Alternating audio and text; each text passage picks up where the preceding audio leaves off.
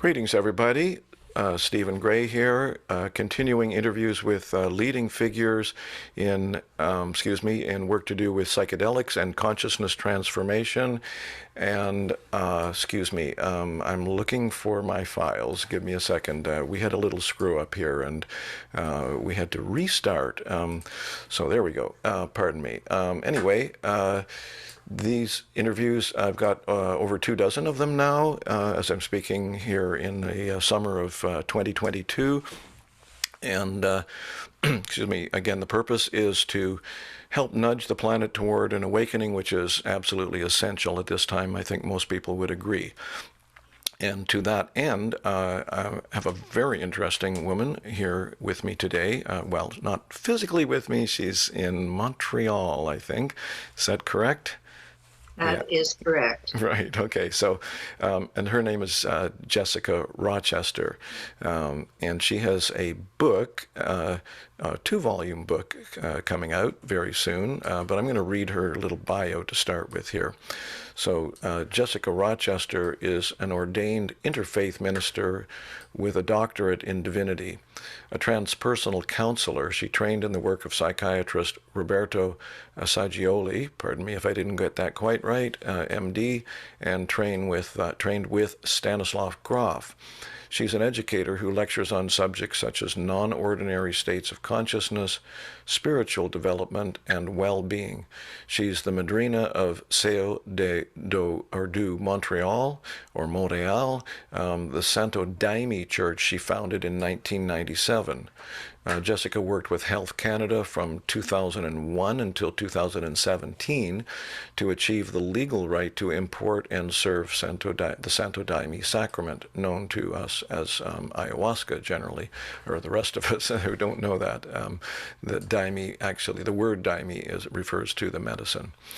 She's the author of a 2-volume book, or 2 books, called Ayahuasca Awakening, a guide to self-discovery, self-mastery, and self-care. And before I start speaking with her, I just want to also mention something that I normally mention right at the beginning, is that these interviews are on YouTube, or will be on YouTube, and but they're also in audio format through anchor.fm,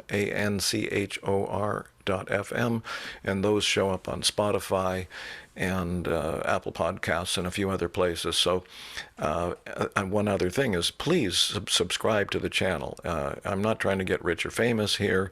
What I'm trying to do is share very interesting and important voices with people, and I'm told that the more subscribers, the higher up on the searches that these things show up, and so more people will have access to them. So welcome, Jessica. Thank you so much for having me today. Sure. Okay, so I'm going to jump in with a question that might be a little provocative. I don't know how you will answer this. The books are called Ayahuasca Awakening, but I've read about a book and a half worth.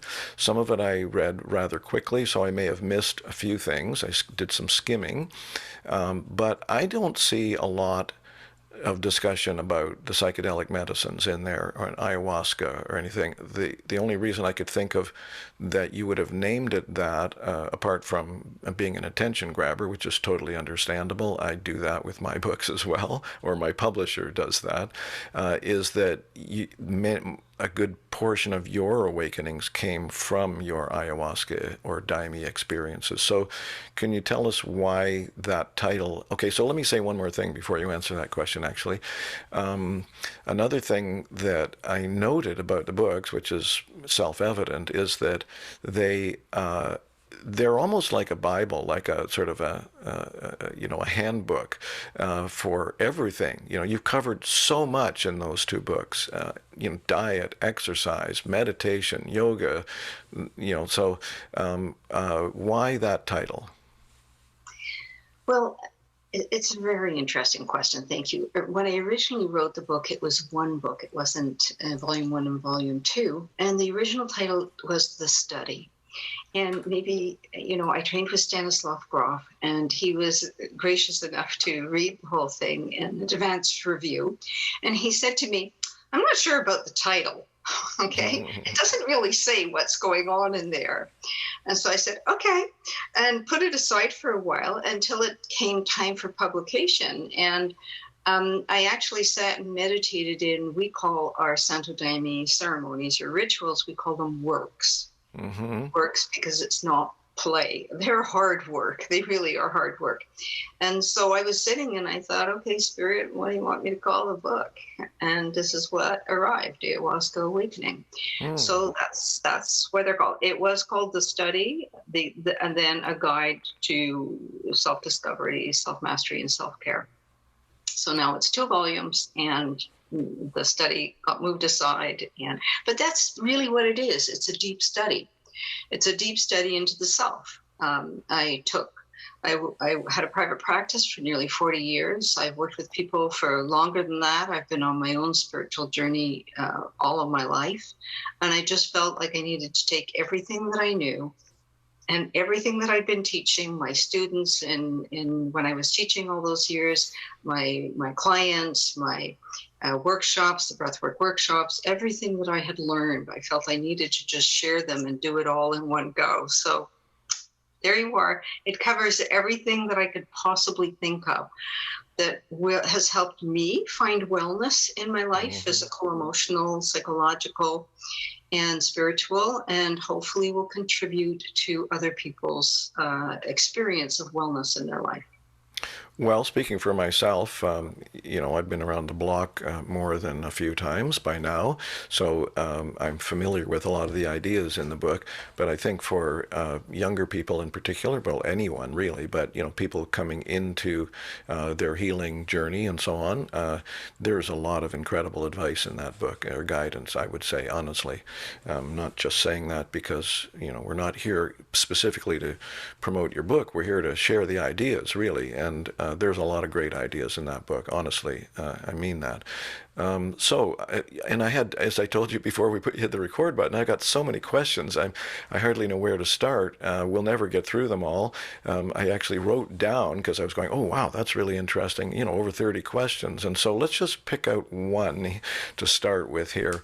As you know, psychedelic psychotherapy is a burgeoning field these days, but it's complicated. There are problems with it, with the way it's rolling out, and I'm just wondering how you're feeling about, okay, you can answer this any way you want, like what are the sort of pros and cons of that kind of work? What are the things that people need to be aware of as clients or as practitioners, or what are some of the kind of simple, kind of like 5-point or whatever things that anyone thinking of being a psychedelic psychotherapist or guide should be aware of? Wow, that's a big question, and I'm going to try and get right to the couple of points that are in there, and I wrote these books not just for I wrote them in a way for the average individual, not the academic world, and that was really important for me, and that's where I took the advice of colleagues, but I'm hoping that these guidebooks will be an important part of the education process in the programs that are being developed, where people are training to become psychedelic therapists, and that these books can be part of that education process, because they're intended as educational guidebooks for academics and for lay people. So I cover ethics. Ethics is a big issue. And I cover that in a section in the book, and the importance of it and the challenges that happen. Wherever you have a group of humans, you're going to have ethical challenges. They're usually the same suspects, right? Money, power, sex, substances. Okay, it's usually the same kind of problems that are going to crop up. And we all have to become aware of our own vulnerabilities. And so what I want to put a little word in right now is I was guided through visions from our sacrament to do a conference in 2019. Anyone interested can go to either my website for the link to it, or to our church's website, and you can see the presentations. They're up. there. And the next year I was shown, okay, now you have to do this. And it was a project called Entheogens and Psychedelics in Canada, Proposals for a New Paradigm, which was published in the Canadian Journal of Psychology last year. We're now in stage 2 of it. And we cover education, credentialing, ethics. We cover all the big things. And we actually make a proposal, which is, again, inspired by the need of the moment, this immense need for people to find a way of coming to terms with themselves as individuals and what they're experiencing, be it anxiety, depression, post-traumatic stress disorder. And so reaching out for tools. And so psychedelic therapy is stepping into the gap that seems to be there. There doesn't seem to be sufficient tools for people to work with. There is perhaps great hope in being able to use these, but I do believe that specific education is required. Working in non-ordinary states is not the same as working in everyday talk therapy or some of the regular psychological tools, which can be very helpful. And so education, credentialing, okay, extremely important. You know, what kind of licensing do you have to be able to do this? What kind of training do you have? Do you understand non-ordinary states of consciousness? This is like learning to swim. You know, do you know how to swim, and you barely know how to swim, and now you're going to take people in the deep end of the pool? I don't think so. Or you're going to take them out scuba diving. So you have to know how to go in the deep waters and what's there, because that's where your clients are going to be going. And if you haven't dealt with your own deep waters, you might run into some challenges about trying to help people in their own deep waters. Stephen, does that make sense, what I'm saying? And have you seen problems with that, of people who have done this kind of work, who have not gone into those deep states and have not successfully worked with people? I've certainly had people come and share experiences, yes. And of equal concern is kind of what you want to call pop-up shamans. You know, they go and spend a month somewhere down in South America, come back, and now they're, you know, add a cup of hot water and stir, now they're a shaman. This is a very serious situation that needs considerable education, and for people to understand on both sides of it. You know, you couldn't put your flag out and say, okay, I'm a dentist, unless you'd actually gone to dental school and actually trained and actually certified and actually have your certificate, right? And so it is the same for working in deep, non-ordinary states of consciousness. You either apprentice. I was 14 years apprenticing under the elders of Mapia and other elders throughout Brazil for 14 years before our church went independent. That's a long apprenticeship. I'm so glad to hear you say that, because that's been a concern of mine for quite a long time. Is what you, I haven't heard that term, but it's quite appropriate. Pop-up shamans. Excuse me, I got a cough. Yeah, deep concern. So on the other side of that coin, so to speak, do you have any concerns about the perhaps over bureaucratic control by both industry and the medical profession of the development of the psychedelic renaissance, if you want to call it that? We addressed that in the same paper. So, you know, anybody listening who's a practitioner in the psychedelic or you know, sacred plants, medicinal plants field, please look up that paper. And if you support it, then let us know as we go into stage 2, working with Health Canada. The reality, yes, those two things that you've mentioned, we do address them. We are concerned about industry seeing this as a instant leg up into ready cash. Okay, people hungry for a solution. This looks like a solution. Let's patent it and get it out there, and, you know, manage the market on it. And so a very serious eye needs to be kept on that. And we offer a solution, or at least not maybe a solution, but what we're advising is a national advisory council, which would be adjunct to the Office of Controlled Substances, Health Canada, and which would have a seat for for all of the sacred plant medicine practices, such as the Santo Daime, the União de Vegetal, the Native American Peyote Church. If there's Indigenous mushroom people here in Canada, we'd love them to connect with us and let us know. And then the researchers and the clinicians, so whether it's ibogaine or ketamine or MDMA or what have you, each have their seats, a seat for the pharmaceutical, a seat for spiritual care, and clergy, education, a credentialing committee. All of this has been mapped out, and we've been in discussions over the necessity to have business and the pharmaceutical industry all together in a conversation with the people who are actually either in traditional practices using sacred plants and who are doing research and clinical work in it. And so that we can understand, we're all working with people in non-ordinary states of consciousness, so we have that in common.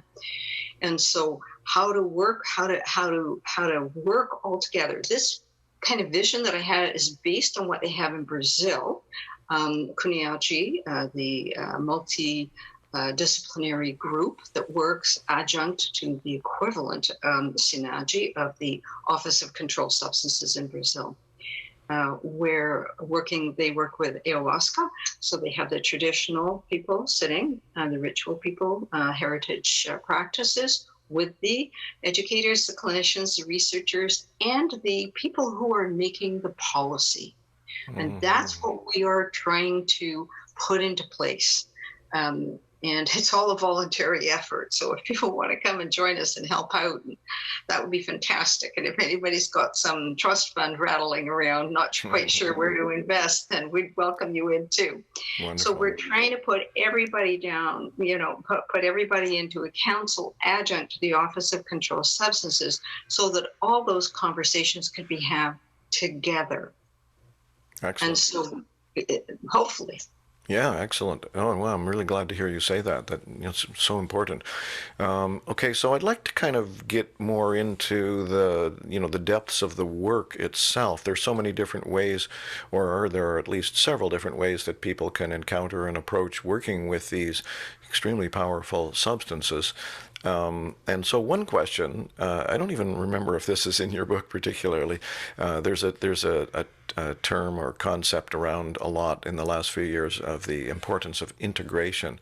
And what I personally observed in a completely non-scientific, too small of a study to maybe valid a way, is that I'm not quite sure that a lot of the people that are doing a lot of psychedelics are changing dramatically from that use.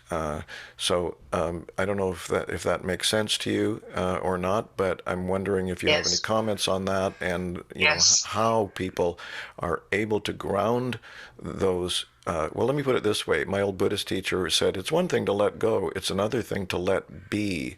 At what level of openness can you let be? So could you comment on that, please? What excellent questions. Thank you. And I do like your Buddhist teacher. Good teachings. So again, there's a few questions within the one question. So what you're asking is first about integration. Mm-hmm. Integration is a very interesting question because it opens into a much larger conversation. Who's doing the integrating? And what lens are they using to look at the person's experience? And what belief systems do they have that they're going to be supporting that person to integrate? Does that make sense? What I'm saying? Keep going. So the person who's doing the supporting of the person integrating has to, I think, have a really good background and training in working in the transpersonal maps. So whether they're Grofian or Jungian or Sagiolian or, but very large transpersonal maps to be able to help people make a distinction between psychological material, true spiritual material, egoic fantasy. There's a lot of that going on. We're human. We all have egos, and it's very easy for people to get into what we call thought forms that can be very connected to our ego. And then we can start taking some of our experiences and letting our ego build up around them And if we don't have the either the heritage teachings, wisdom teachings, elders, properly trained, educated, credentialed people who've done their, let's say, academic and experiential training to be able to help people integrate their material by understanding that those differences that I've just mentioned. We also have what happens between spiritual awakening when people have very deep experiences, whether they're mediated by sacred plants or substances or the other ways, meditation, yoga, spontaneously arising. So there's spiritual awakening all the way to spiritual emergency, where a flood of somebody's internal material, usually repressed psychological material, is now heaving its way up to the surface. And what are you going to do with that?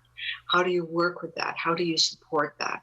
How do you help that person face and resolve whatever's emerging? And, the spiritual emergency can rehab mental illness. There is such a thing. And I have seen people and know people who pathologize spirituality and spiritual experiences. Mm-hmm. And I've seen people spiritualize psychopathology. Is that clear enough what I'm saying? Do you need me to say more on that, or? No, that's okay. So that brings up a question that you actually addressed in the book, and you started to speak about it a little bit. And I think you said something about the importance of learning to distinguish between, sort of egoic or, invalid, so to speak, inner voices, and I'm not sure how you would have put it, spiritual or beyond your inner voices, so to speak. Could you distinguish or help people clarify how to recognize the right kinds of inner voices and know which kinds of inner voices to pay attention to or to consider valuable or authentic? I'll do my best to keep it brief, because again, these are deep questions that open into a lot of interesting and fascinating material. But basically, there's a few little kind of litmus test things you can see. The voices, we all have inner voices, our little voice that chatters in our head, and our instincts that are low down in our body that we feel in our gut.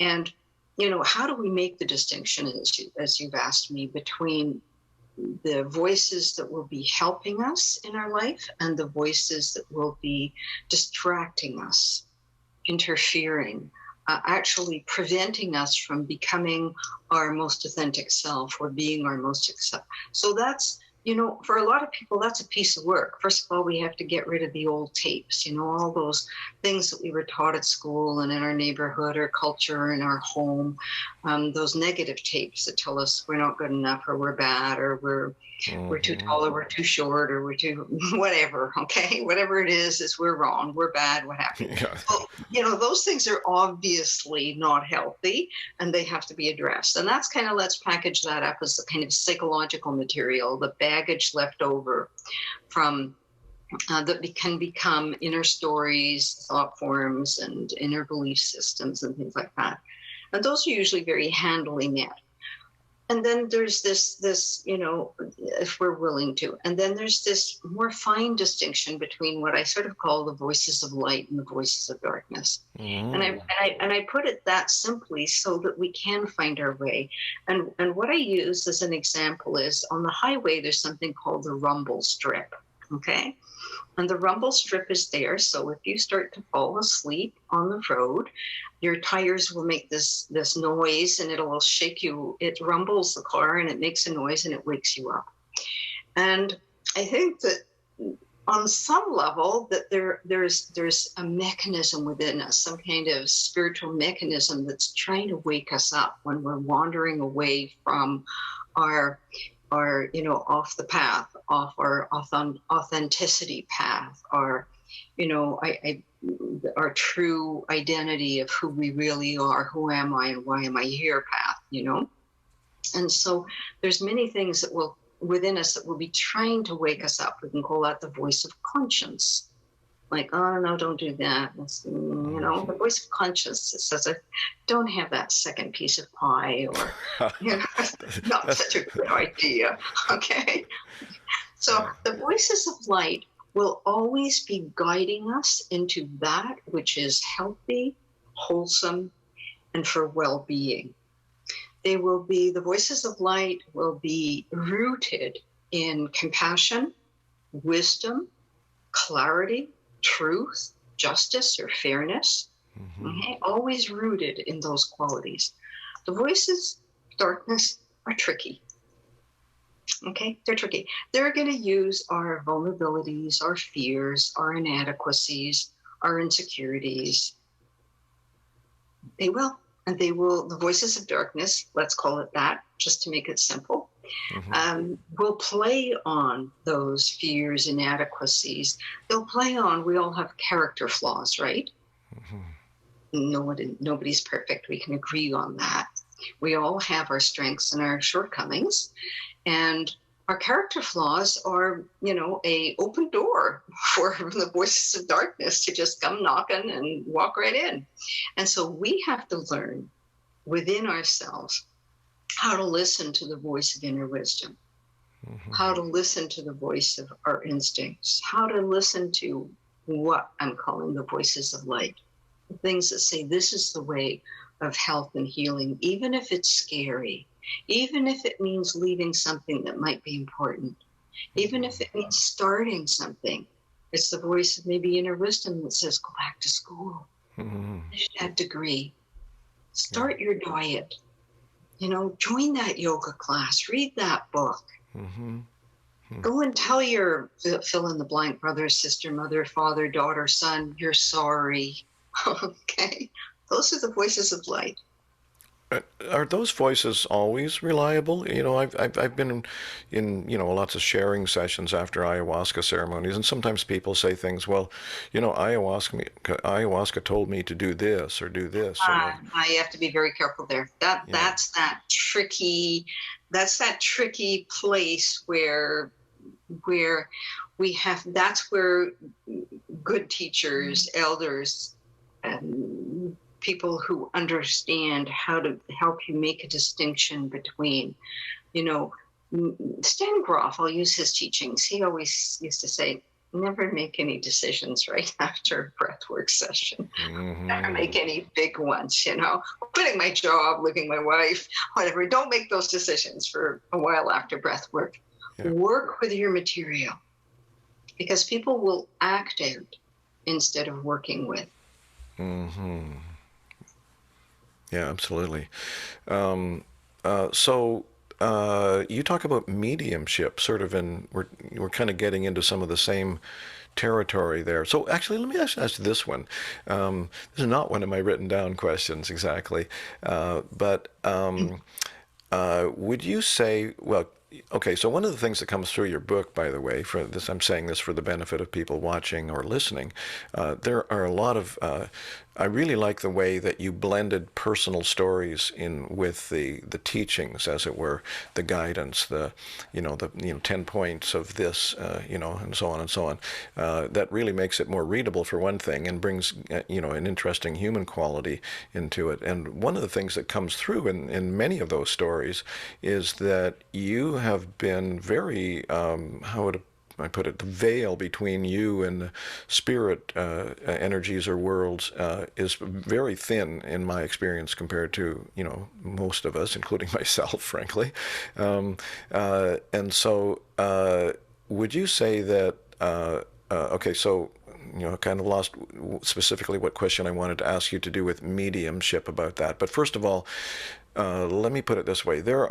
I'm gathering independent entities that have nothing to do with your personal psychology that can come through once the channels have been opened up, and with medicines like ayahuasca, correct?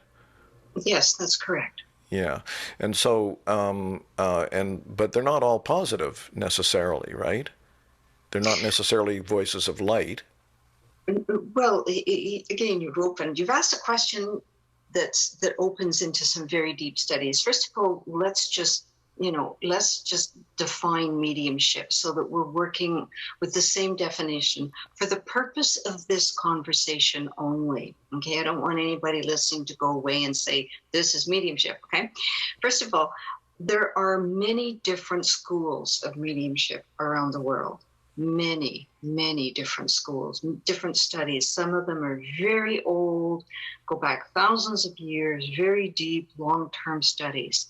And others are more recent. European Spiritism, for example, 100, 120, 150 years old, okay?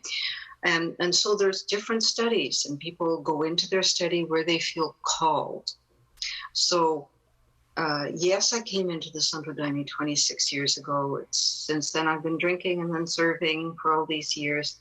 And but yes, your question is correct. Yes, the door for me is, the channel is very open since I'm a small child. It's how I'm wired. Some people are sitting at the piano at age 6, and playing. And everybody has their own individual kind of life that they're living, with the character they've been given, the gifts that they've been given, whether they're creative or musical or whatever talent. Each of us have talents. It's for us to develop them. And some of us are just really spiritually open.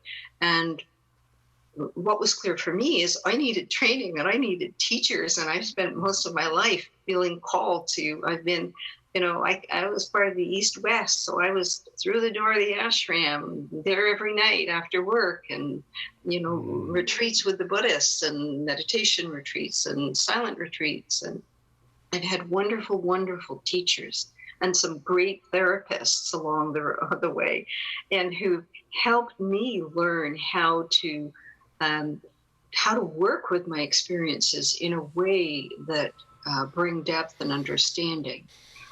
So that they're grounded, and then I can pass on or help others work with the same tools. Mm-hmm. So mediumship is a broad study. I find in North America there's a preoccupation with a certain type of mediumship, of a certain kind of channeling, and everybody wants to do this kind of channeling, and everybody thinks there's so many books written about, talking to, let's call them the ancestors, your ancestors, or deceased people, or what have you.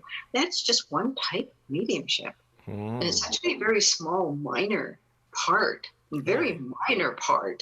of I'm not sure why it became kind of so popular or glamorous, There's almost no books anywhere that I have found that really talk about what mediumship really is, which is a mystery school. And it is an apprenticeship, and nobody should enter into it lightly. Buy a book, light a candle, sit down, try and open the door. Next thing you know, you're connecting. That's not how it usually is in the heritage traditions. In the heritage traditions, it's a deep study, and you need to work with people who really know what they're doing and how to guide you on it. And as much how to open as how to close. Mm-hmm. Okay, very interesting. You have to learn where your doors are, opening your doors. Mm-hmm. There's a section in volume 1 about the open door, and it's all, that whole section is on mediumship and what to be careful of, and what to look for in a teacher, and what to be very careful of if you see this in the study, the mediumship study, or the teacher that you started to, what to watch out for. There's a lot of charlatanism, I guess, you want to call it that. Yeah. Now, this is fascinating, and I think very valuable information that you're sharing here. And my curiosity keeps going in this similar direction. So let me introduce this next question with a brief anecdote. I met a woman. Gave her a ride to a ceremony one time, actually. So we were in the car for about an hour and a half, and she told me that she saved up all her money, quit her job, and went down to South America, to Peru, for 6 months, intent on really diving into the ayahuasca world. Was guided to go up a tiny tributary way away from where the tourists were, and there were 6 shamans there. A couple of questions could come out of this, but I want one in particular. I want to go with one in particular. She went through 3 of them before she found one that she trusted. One wanted too much money, one wanted sex, so there was that. And this is just in a village where there's no white people around particularly. She was like the only non-native in the village, I believe. In any case, she did find somebody she was happy working with. She was doing a lot of ayahuasca. I think she said 25, sessions a month for 6 months. Right near the end of that, she met, I guess you could say, an entity, or was being spoken to, so to speak, by. It's kind of like what the Buddha supposedly experienced just before his enlightenment, the Mara coming in. And it was like, okay, I got this for you, got this for you, got this for you. And so this is just a one-on-one she was doing with the ayahuasquero was there. And she basically didn't go with that. In the morning, the ayahuasquero said to her, good thing you did not go with that, because I never would have had anything to do with you again. So the question that I want to ask you about that is, and you can, go tangents if you would like, but if other things come up in your mind, but let me put it this way. We all know, or many of us know, that it's a truism that power potentially corrupts. And you've had a lot of influence on other people. You've been in positions that I could call positions of power. Have you been tempted by voices that want to seduce you into going the wrong direction? And have you had to deal with that? Well, again, you've asked a bunch of questions. I keep on filing them in my mind. Okay, that's question number 3 within the one question. Question number 4. Okay, so I'm going to try and do them sequentially. Sure, take it anywhere you want. Yeah. Thank you for sharing that anecdote. I'm not surprised she had to go through 3, people before she found someone she was comfortable with, and this is a big part of the problem. A big part of the problem, and especially with the one-on-one stuff. I'm not in the school of the one-on-one. Okay, that's not my school. It's not my teaching. It's not my practice. When I was working as a therapist, yes, of course, but that wasn't so much non-ordinary states per se. This is why Stan Grof's work was always done in groups. This is why the Santo Daime is a community work, why there's always, a senior team of elders who work together. And it reduces, when we work together, it reduces the possibility of a charismatic elder, shaman, teacher, leader, fill in the blank, okay? Kind of giving in to ethical vulnerabilities. You can look at every spiritual tradition in the last 30, 40 years. There's been every manageable kind of situation that could have been managed differently. There's been ethical problems in the Buddhist community, in Judaism, in Christianity. You can't turn around without some other problem popping up. Okay, it happened in the MAPS research study, right?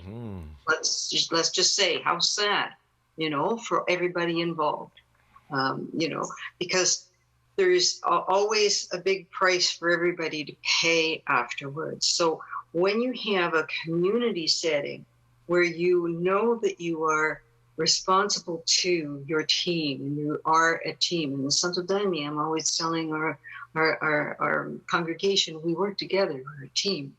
The senior people are working together. It's not just the board of directors, it's the senior team. And, you asked me, have I ever felt, I can think of myself as being in a position of power. How I prefer to see it is that I'm in a position of responsibility.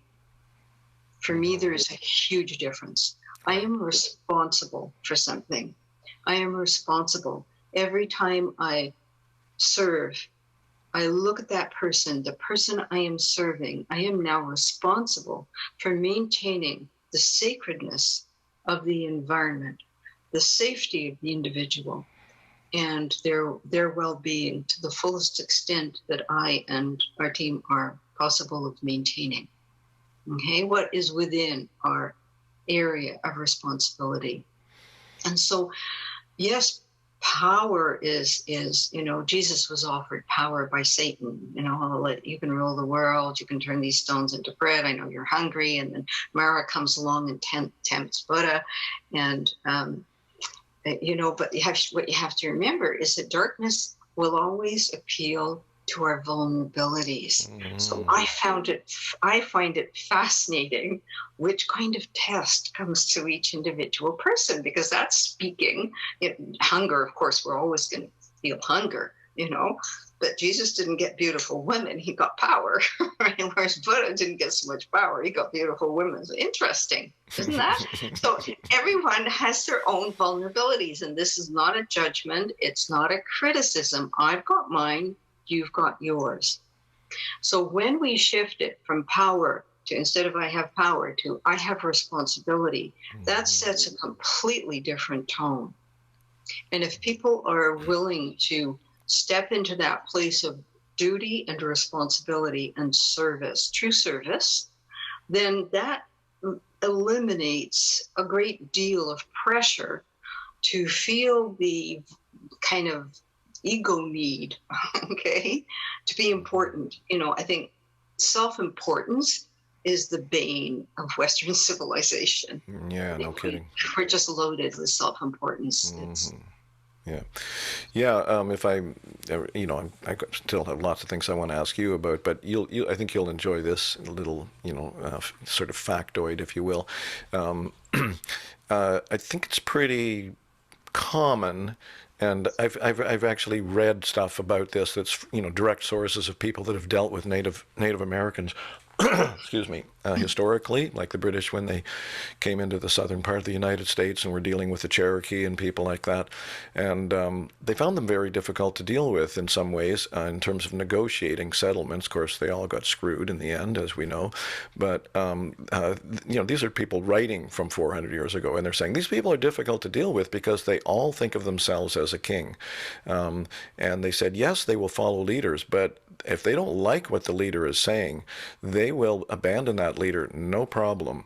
And I've been around the Native American church, and there's a kind of a similar thing going on there. They don't have officers, so to speak. There aren't like embedded, institutionalized positions. There are roadmen that run meetings, and it shifts around a lot. It's not like one person's thing, So I have this sort of little theory that the age of the guru is dead, or it should be dying, essentially. That role needs to change and toward more what you're saying, talking about community and sort of connecting and responsibility, mutual responsibility, and so on and so on. Do you want to say anything more about that? Well, just to add maybe a thought about Indigenous people, we have to remember that we can't take our experiences as a direct comparison to theirs. A wonderful and dear friend of mine passed away a few years ago now, a Cree elder. He used to say, we vote with our feet. We don't like something, we quietly walk out. Mm-hmm. That's it, And we have to remember that they have a completely different worldview, okay? Their worldview is different. Their worldview is from how they're raised. This is what I have been told by Indigenous people and close friends is that their worldview is such, is that what is healthy for the tribe, and there's a sense of being part of a tribe that, again, doesn't exist. We're so bent on self-importance and individuality, which is important. We need to have individuality and a certain degree of independence. At the same time, we've forgotten how to live as a tribe. Absolutely. Yeah. And so they from the time they're born, they've been raised in that everybody has their dignity and everybody has their respect and everybody has, you pass a talking stick and everybody has wisdom and everybody has something of value to contribute to the tribe, and every person's contribution is valued and appreciated, and they also kind of discipline differently from how we do. How they manage things is done in a much more open, and this is my understanding, in a community way. And so we don't have that in kind of, let's call it Western civilization, European and, North American thinking. So I'm not sure if I answered, but all I can say is people ask me, why did Mr. Neil turn what was a shamanic kind of practice, because he spent 6 years apprenticing with the ayahuasqueras. And why did, well, the Divine Mother, the Divine Feminine, thank goodness the Divine Feminine back in the picture after 6,000 years of patriarchy. Okay, she arrives, and the Divine Feminine met him in his experiences, and she said, "Here, I'm giving you these instructions, and you have to follow." And follow he did. And I see the deep wisdom in that. I see the deep wisdom in the necessity of community, of the rituals, the way they're organized, the safety that is created in the rituals, and the necessity of community to keep exactly what we're talking about, to keep the madrina, the padrino, the elders in line, to ensure that they are conducting themselves in ways that are ethical and and in ways that are in alignment with the basic teachings of the traditions. Yeah, very interesting. So I'm getting close. I like to try to keep these under about an hour. I'm pretty sure I'm going to ask you to do a part 2 with me, because you have so much. Be my pleasure. Be my pleasure. I think we're going to have to do that. So I got about maybe 3 more, that I'm going to pick out of our little crowd here of questions. And so this is another one that's going to sound like 3 or 4 questions probably, so take it where you will. Excuse me. It has to do with spirit assistance, and you've talked about that a little bit in the book. And the way I want to come at that with you is, I have been around the Santo Daime. I've probably done 20 or 30 sessions or works with the local group here in Vancouver. So I have familiarity with that, and not so much directly in terms of myself, in terms of connecting with the spirit energies, the maestres and so on, but I certainly hear about a lot about that, and the songs are directed toward those, St. John, St. Michael, all these different angels, if you will, or spirit guides, ancestors, etc., etc. My impression, and this is a sort of a layperson impression, I suppose you could say, is that there's the kinds of entities, if you will, that are part of that cosmology tend to be these sort of more angelic kind of figures, these, Saint Mary and, Saint Michael and all these different ones, whereas the mestizo shamanism tradition of the Upper Amazon, for example, is much more what I would call animistic. And, people that do those kinds of ceremonies with ayahuasca tend to see jaguars and serpents and, those kinds of guides. I don't hear about it a lot in the Santo, that kind of animist connection in the Daime, and I'm kind of wondering about that, because you do, in fact, talk about that kind of connection a bit. You mentioned a spider healing and so on. So can you address that issue a little bit in however way you want? Sure. And again, a large question. Well, it depends on which Santo Daime church you're actually in, because there are some main branches. After the passage of Master O'Neill in 1971, of course, different branches. And this is, again, I write about this, which is, the tree, and the tree being the seed, which is the life of a great teacher, and how that becomes a tree, and in their passage. So you can choose any of the great teachers you like. There's always many branches that develop. So we have many branches of Buddhism, of Hinduism, of Judaism, of Christianity. Okay, well, you've got many branches of Santo Daime.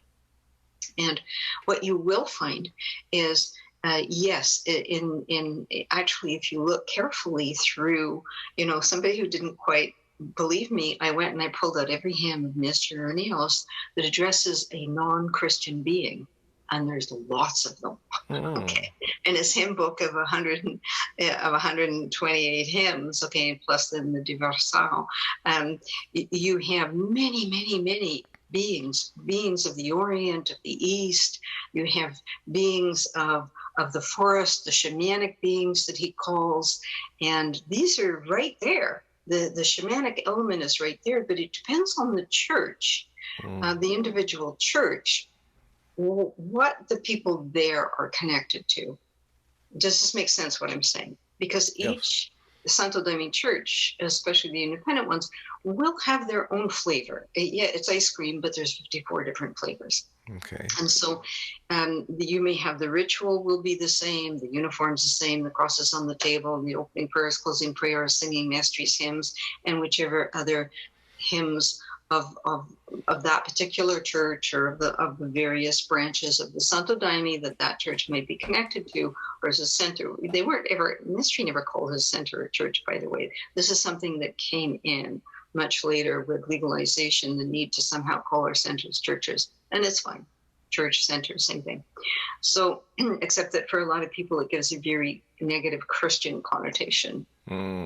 Which is unfortunate, because the true name of Soda Montreal is Eclectic Center for the Universal Flowing Light. Okay, that's our name. Okay, that's a take from Mastery's Church, which was, Center for Faith and Regeneration. So, same thing happened with the Native American Church. They incorporated to save their asses, to put it crudely, in the late 19th century. They thought, oh, well, these Americans, they love their religions. Let's make ourselves a religion. Before that, it never was anything like a church. So they had... and I think Black Elk, and that's a whole other conversation, but there were a few very significant people who made that bridge between Christianity and recognized that, and here I'm going to quote my Bashina, an incredibly wonderful, powerful medium in Santo Daime Umbanda, passed away a few years ago now, but still works with us from the other realms. And she would say, it's all the same beings, but just around the world, they have a different name and they wear a slightly different outfit, but they're all the same beings, St. Michael's the same being everywhere, and she's not wrong at all in that, because you will find the warrior figure in just about, and you will find the kind of the virgin figure, and you will find all of these figures, Regent Joseph Campbell, and you're going to find that these archetypal beings and these profound beings are everywhere. Now, as to your question, as yes, I've got hymns in my own hymn books. I have 3 hymn books. I've received hymns now through all of these years.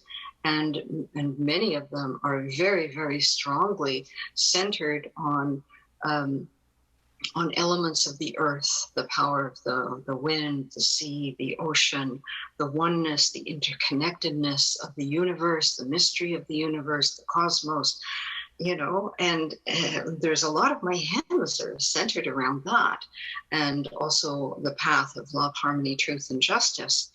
My own personal encounters and those that I have heard shared with me from people in our members of our congregation, and even visitors, have been that no, it's not only, as a matter of fact, it's often quite rare for people to have encounters with the main figures of Christianity. That's actually quite rare. They're really? Not, wow. They're not encountering. They're countering, there are, in the Santo Daime, there's some guides that are known, well known in the line, in the Santo Daime line. And you will find hymns respecting them through most of the, hymn books of the senior people through the branches. And then again, each church may have their own individual guides that they feel particularly connected to us. Those of us who do have some strong connections with the Santo Daime Umbanda through my Bashina, we have this connection with the earth and the earth itself, and we can't deny that. That got lost in Christianity. Christianity threw that under the bus at some point. And I don't think that's anything that ever that a great teacher like Jesus would have wanted people to do, was to forget about the earth and nature and the creatures. So, and the elements, And so for us, this is part of it. Is to be celebrated, to be sung about, to be honored, to be vivat, and not to be forgotten. And those beings aren't kind of way up there over the clouds somewhere sitting on thrones. They either live in your heart or you haven't met them yet. Okay. Beautiful. Well Yeah. put. Yeah, yeah. So, as I keep saying, I've got a gazillion questions, and I would You like said to. you had two more, so let's go. Well, yeah, I'd like to just actually ask you one more. I think this would be a good Okay. time to bring it because I do want to have another round with you. Sure. So this is another kind of open-ended one, and I don't even know if you'll have an answer for it, to be honest. At the very end of volume 2 of your book, of your two-volume book, Ayahuasca Awakening, you said you put in what you called a message from the stars. So if you could just kind of tap in for a second to the extent that you can in this situation, what message might the stars have for us right now? That's one of my hymns, actually. My second hymn book is called A Message from the Stars. And if you notice in the books, I open the first book with a very young experience I had when I was perhaps 8 years old and had this kind of sense of universal connection with the cosmos and the stars. And then I bring it back around at the end of volume 2 to being again an experience I had with the stars on holiday down south. And I add in one of my hymns from my second hymn book. And it is as if the cosmos is trying to wake us up. And it is as if Divine Mother is trying to awaken all of us to bring us back into balance, how to bring us back into balance so that we are the guardians working with nature. If we were to realize that you and I and the tree outside are one, and you and I and the wind and the creatures and, the birds and the bears and the dolphins, and we're all interconnected, and that we all need each other. And this is very much connected to Indigenous philosophies. What Indigenous peoples have been saying and trying to wake us up and warn us about the waters and the earth and the trees and the creatures, and what sages and spiritual teachers have been trying to teach us for millennia, and what these sacred plants and these experiences in non-ordinary states of consciousness are trying to awaken us to, is to turn things around and become guardians of the planet in an interconnected way, so that we know the water I drink becomes part of my body, the food that I eat becomes part of my body. You asked me, why did I cover so much material? Volume 2, the circle of wholeness.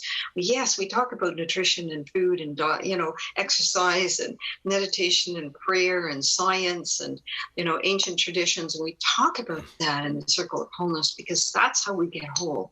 We can't just do me, and I take my little vitamins, my supplements, and I do my little thing of yoga, and now I'm whole. No, if we are not contributing to everybody else's wholeness, if we are not taking care of the planet, then that's going to all fall apart. Yeah, it's all going to fall apart. That's the message from the stars. Beautiful. Wake up, everybody. Wake up, awaken, awaken. Mm-hmm. Yeah, that's very touching. You got me in the heart with that one. Thank you. So yeah, I definitely do want to do a part 2, and I think the first question, don't answer this one now because I want to start with this one next time, and because this could go for a while. I think perhaps almost the first question I want to ask you is, you spoke about the power of surrendering and the challenges of surrendering. So I think, how to surrender is a key issue, of course. It's central, if I would say, absolutely. So now regarding the book or books, I keep saying books. Yes. When will they be actually published? They are available. You can find them anywhere. You can find them at Friesen Press, my publishers. You can find them. Would you like to see them? If I can hold this up. Sure. Yes. Do it. Yeah. Okay. So am I holding them up? Can you see them? Yep. Just back them toward you a little bit there. About there is good. Yep. Yeah, just leave them there for a sec. People can look at them. Sorry if you're not watching this, folks, if you're listening to it, but the book, again, is called Ayahuasca Awakening, and I forget what the subtitle is. Can you want to read out the subtitle, please? A guide to self-discovery, self-mastery, and self-care. And there you go. And you can find them on my website. The links are there. to where you need to find them. And my website is, you'll find me at www.rev for Reverend, DR for Dr. Jessica, all lowercase connected, no spaces, Rochester.com. Excellent. Yeah. And again, I'm not saying this because I'm sitting here with Jessica Rochester. I have done a fairly good job of getting through most of the 2 volumes, and as I say, I've been around the block a lot. I've done a lot of practices. I've done a lot of study. I've done a lot of reading, and I'm very confident that this is reliable, excellent guidance for people. You could not go wrong by having these 2 books with you, and they're the kind of books you would have with you for a long time, because there's a lot in there, as we've been talking about. So let's leave it there for today, and I'll speak with you about doing a part 2 to get through the rest of my crowd of questions that I have for you. So I'll just leave it there and say thank you very much, Jessica. It's been my pleasure, and all good vibrations to the listeners.